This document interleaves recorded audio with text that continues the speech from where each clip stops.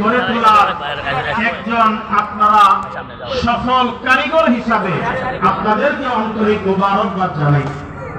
যে একটা দ্বীনি প্রতিষ্ঠান একটা সমাজকে পরিবর্তন করে দিতে পারে।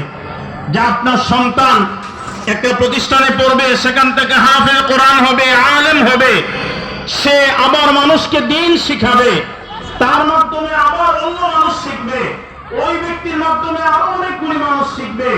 এই সিলসিলা কিয়ামত পর্যন্ত অব্যাহত থাকবে।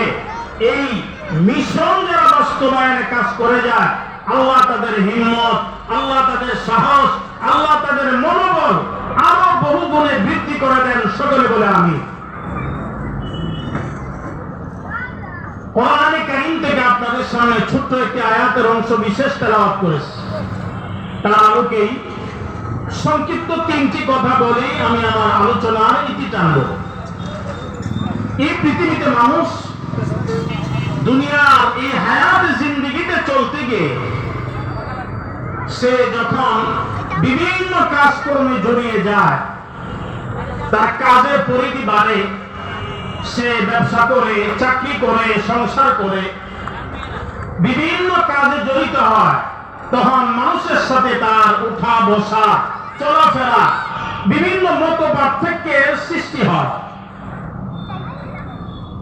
আমার এই আয়াত এবং হাদিসের আলোকে আজকে আমরা জানার চেষ্টা করব যে একজন মানুষের সাথে আরেকজন মানুষের সম্পর্কের উন্নতি কোরআন এবং হাদিসের আলোকে কিভাবে উন্নতি করা যায়, সম্পর্ক বাড়ানো যায়।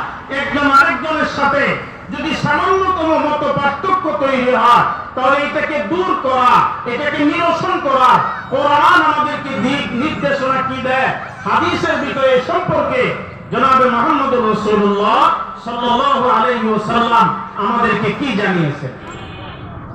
রাসূল করিম সাল্লাল্লাহু আলাইহি ওয়াসাল্লাম এক হাদিসের ভিতরে বলেন যে একজন মানুষ কখনোই সে জান্নাতে যেতে পারবে না যদি তার ভিতরে কিছু চরিত্র, কিছু গুণ না আসে।